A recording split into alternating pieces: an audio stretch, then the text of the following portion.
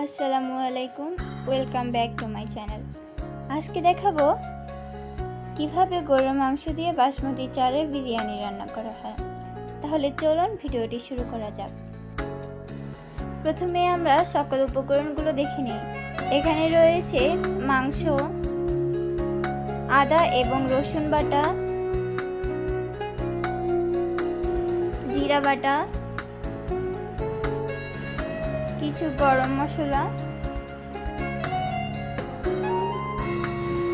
পেঁয়াজ কুচি,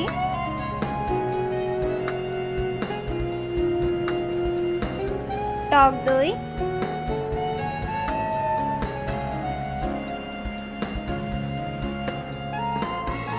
লবণ। এরপরে মাংসটিকে মাখানোর জন্য আমরা প্রথমে আদা এবং রসুন বাটা, টক দই, জিরা বাটা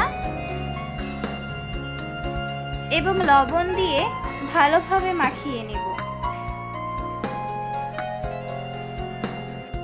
খেয়াল করবেন যেন সবকিছু ভালোভাবে মাংসের সাথে মিক্সড হয়ে যায়।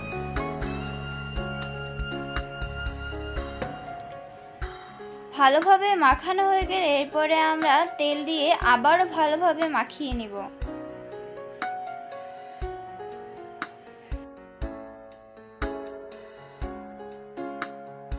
ভালোভাবে মাখানো হয়ে গেলে আমরা একটি ঢাকনা দিয়ে 20 মিনিট রেখে দিব।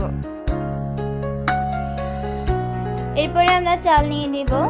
আমরা 3 কাপ পরিমাণ চাল নিয়েছি। আপনারা আপনাদের পরিমাণ মতো চাল নিয়ে নেবেন।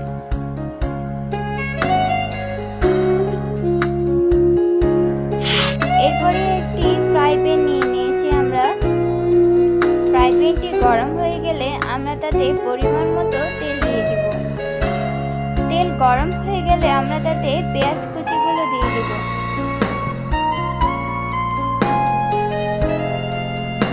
পেঁয়াজ কুচিগুলোকে হালকা আঁচে রেখে বাদামি রং না হওয়া পর্যন্ত অনবরত নাড়তে হবে।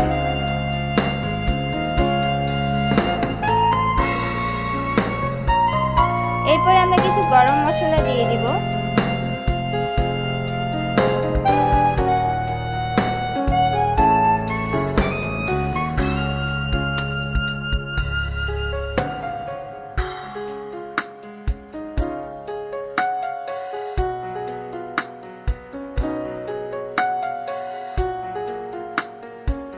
ভালোভাবে নেড়ে চেড়ে নিব।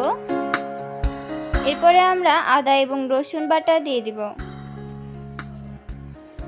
আদা এবং রসুন বাটা দেওয়া হয়ে গেলে আমরা ভালোভাবে পেঁয়াজ কুচির সাথে নেড়ে চেড়ে নিব।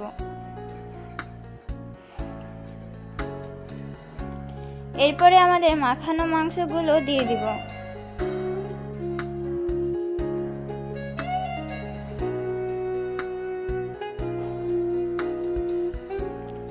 মাংসগুলো দেওয়া হয়ে গেলে আমরা ভালোভাবে কষিয়ে নিব।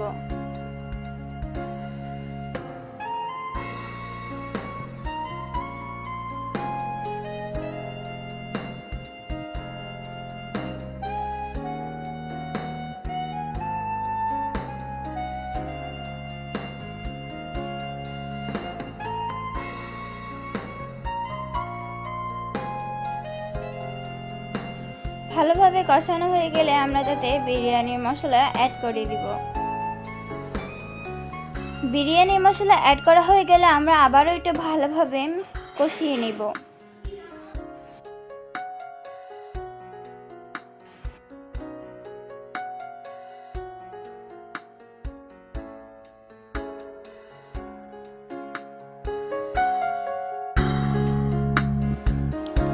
ভালোভাবে কষানো হয়ে গেলে আমরা ঢাকনা দিয়ে দিব। ঢাকনাটি মাঝে মাঝে উঠিয়ে আমরা আরও একটু ভালোভাবে নেড়ে চেড়ে নিব।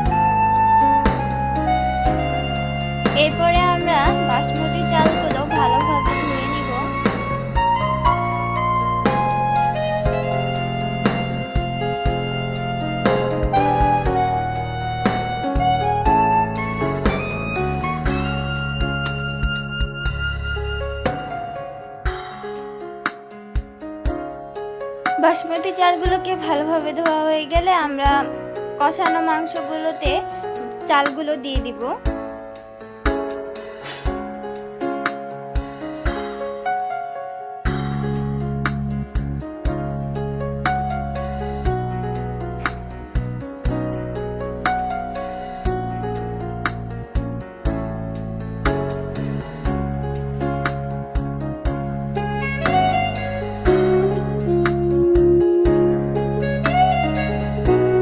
চালগুলো দেওয়া হয়ে গেলে আমরা মাংস কষানোর সাথে ভালোভাবে মিশিয়ে নিব।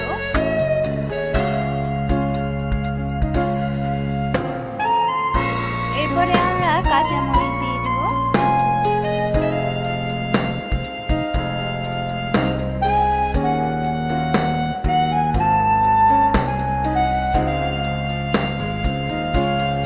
এরপরে আমরা 4 মগ পানি দিয়ে দিব।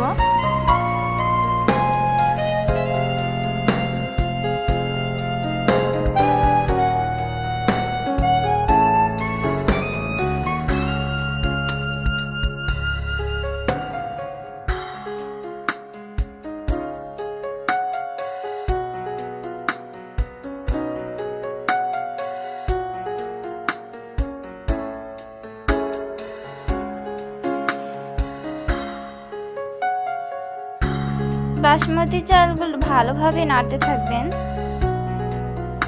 দেখুন আমাদের বাসমতি চালের বিরিয়ানি হয়ে গিয়েছে। ফাইনালি আমাদের বাসমতি চালের বিরিয়ানি তৈরি হয়েছে। আপনারা দেখুন দেখতে কতটা লোভনীয় হচ্ছে, তাহলে খেতেই কতটা লোভনীয় হবে, তাই না?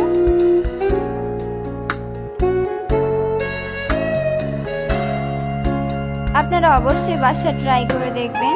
ভিডিওটি ভালো লাগলে বেশি বেশি লাইক, কমেন্ট এবং সাবস্ক্রাইব করে দিবেন। আল্লাহ হাফেজ।